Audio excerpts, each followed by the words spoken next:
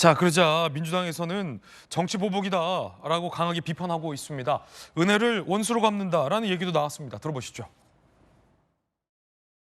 윤석열 정권의 정치 보복 수사가 도를 넘었습니다. 참으로 치졸한 정치 보복입니다. 김건희 앞에서는 휴대폰까지 반납하면서 황제 출장 조사를 한 검찰이 야당 인사들과 전직 대통령에 대해서는 법 앞에 평등을 주장합니다. 사람에 따라 법 적용이 수시로 바뀌는 것은 검찰 수사가 얼마나 불공정하고 편파적이며 편의적인지를 보여줍니다.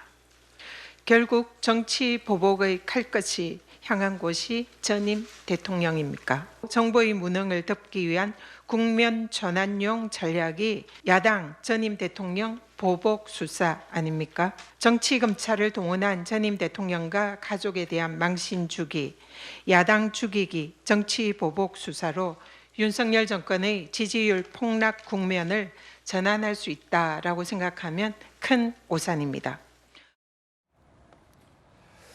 자, 박지원 의원 같은 경우에는 은혜를 원수로 갚는다. 당신을 중앙지검장 검찰총장으로 벼락 출세 시켜준 분을 어떻게 저렇게 보복 수사하냐. 대통령께서 용단을 내리셔야 나라가 산다라고 얘기했습니다. 그러자 대통령실 관계자는 반박하고 있습니다. 왜 정치 보복인가? 정치 보복이라는 건 일방적 주장, 수사인 성역이 없다. 여당의 추경호 원내대표의 이야기도 준비되어 있습니다. 들어보시겠습니다. 압수수색 영장에 문 대통령이 뇌물수수 등 피의자로 적시되면서 문 대통령에 대한 직접 수사도 불가피할 것으로 예상됩니다. 이에 대해 민주당은 정치 보복이라고 주장하고 있습니다. 대통령이 퇴임 후 수사를 받는 일이 반복되는 것은 우리 현대사의 비극이지만 법률과 규정에 입각한 절차에 따라 진행되는 정당한 수사를 중단할 수는 없는 것입니다. 여당일 땐 적폐청산, 야당일 땐 정치 보복이라는 민주당의 내로남불에 공감할 국민은 많지 않을 것입니다. 자, 이양수 의원님, 야당에서는 정치 보복이다라고 반박하고 있고 여당에서는 성역은 없다, 정당한 수사다라고도 맞서고 있습니다. 어떻게 보십니까? 이게 박근혜 전 대통령과 최순실 씨를 경제 공동체로 묶었어요. 그래서 삼성에서 최순실 씨한테 경제적 이익을 줬는데 그것이 경제적 공동체이기 때문에 박근혜 대통령도 삼성으로부터 경제적 이익을 받은 거다. 그래서 유죄다. 그래서 감옥을 보냈어요. 이 사건으로 도입해 보면 문다혜 씨 내외가 남편이 직장을 잃어서 수입이 없었어요. 그거를 문재인 대통령이 생활비를 매달 지원을 해줍니다. 그러다가 중진공 이사장으로 간 이상직 이사장이 문다혜 씨 전 남편을 취직을 시켜주면서 전무로 데리고 가면서 2억 원 이상, 2억 3천만 원 정도의 급여를 줍니다. 그때 문재인 대통령부터 돈이 안 나갑니다. 생활비를 주던 걸 끊어요. 그리고 문다혜 씨는 이혼 후에 청와대에 들어가서 대통령과 같이 삽니다. 그때 사실 독립생계를 유지하는 자녀가 청와대에 들어가서 사는 게 문제 아니냐라는 문제제기도 있었지만 이혼도 했고 그래서 야당에서 사실은 큰 문제를 안 삼았었어요. 미성년자도 아니고 성년이 이제 대통령 부부가 계시는 청와대에 같이 사는 게 사실은 좀 이례적인 상황이다라는 지적이 있었다, 이 말인 거죠. 그런 걸로 봐서는 경제 공동체로 충분히 볼만한 거예요.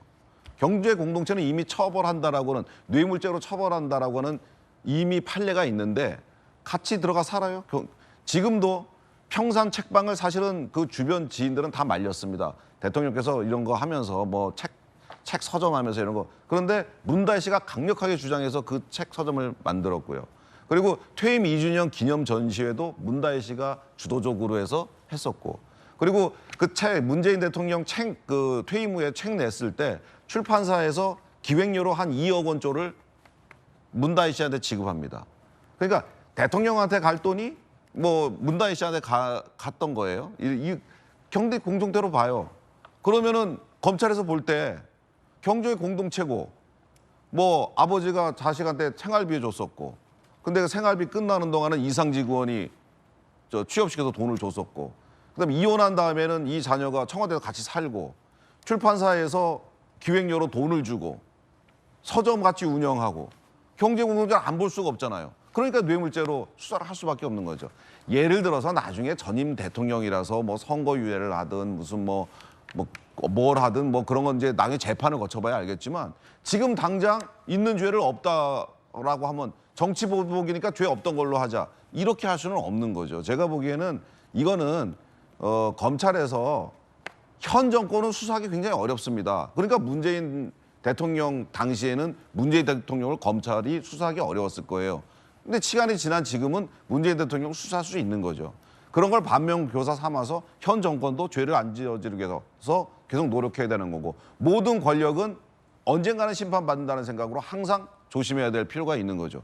이거 그냥 무혐의로 하고 넘어가 버리면 그러면 앞으로도 그런 선례가 되풀이될 거 아닙니까? 전 수사해야 된다고 봅니다. 김주영 의원님, 네. 이 대가성을 입증하는 게 상당히 좀 힘든데 예를 들어 이 곽상도 의원 아들이 받았던 돈 결국은 그 대가성 입증하는 것도 쉽지 않았고 독립생계가 아니라는 이유로 무죄가 나온 거잖아요. 이제 영부인의 명품백 의혹과 관련해서도 대가성이 없다라고 결국은 그 부분을 이제 검찰이 규명하지 못한 측면이 있잖아요. 그 네. 대가성, 그러니까 중진공 이사장으로 이상직 전 의원을 내정해준 행위와 이상직 전 의원이 갖고 있었던 타이스타젯에서 딸 부부에게 이 임금을 지급한 것 사이에 이 대가성을 검찰이 어떻게 규명해내느냐 이것이 지금 관건이다라는 얘기가 계속 나오고 있어요. 어떻게 네. 보세요? 검찰 마음이죠. 음. 김건희 여사 명품백에 대해서는 감사의 표시라면서요. 그리고 경제공동체 얘기 우리가 계속하고 있는데 대통령과 부부 사이 아닙니까? 그러면은 경제공동체의 왕중왕이죠. 그런데도 지금 아무 관련성 없고 그냥 만나준 거에 대한 감사의 표시고 이렇게 해서 넘어가고 있으면서 그렇다고 해서 그 많은 문자 카톡이 오고 갔던 김건희 여사의 핸드폰 압수수색했다 이런 얘기 한 번도 저희 들은 바가 없거든요. 오히려 검찰들이 핸드폰이 여기 있습니다라고 제출하고 조사하고 왔다는 거 아닙니까? 그런 상황에서 이 문재인 대통령 건에 대해서 이런 식으로 검찰이 한다. 그리고 압수수색도 그렇게 과도하게 한다. 손자의 아이패드까지. 윤건영 의원하고 검찰이 공방전을 하고 있지 않습니까? 그러나 가장 마지막에 윤건영 의원은 그거 맞다라고 한 거죠. 그러니까 이런 모습 보면서 왜 윤석열 정권이 이렇게까지 할까? 아까 이영수 의원님 말씀 굉장히 잘해 주셨다고 생각합니다.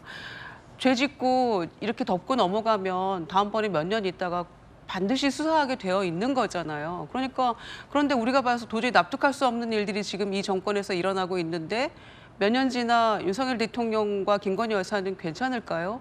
그러니까 거기에 대해서 왜 똑바로 하지 않느냐. 그리고 윤석열 대통령 검찰총장 시절에 가장 본인의 슬로건처럼 공정, 상식, 그다음에 살아있는 권력에 대한 수사, 사람에 충성하지 않습니다. 이것 때문에 대통령 되신 분 아닌가요? 그런데 왜 지금 불과 몇 년 지났다고 이런 식으로 전 정권에 대해서 과도하게 수사하고 하는 것들을 또 본인 자신과 또 가족에 대해서는 이렇게 너그럽고 관대할 수 있을까? 이런 것에 대해서는 국민이 꼭 기억하고 머지않은 이제 날에 다시 한번 이 상황이 반대되는 상황이 올 수도 있다는 거를 기억하면서 뭔가 일을 하셔야 되지 않을까 싶습니다.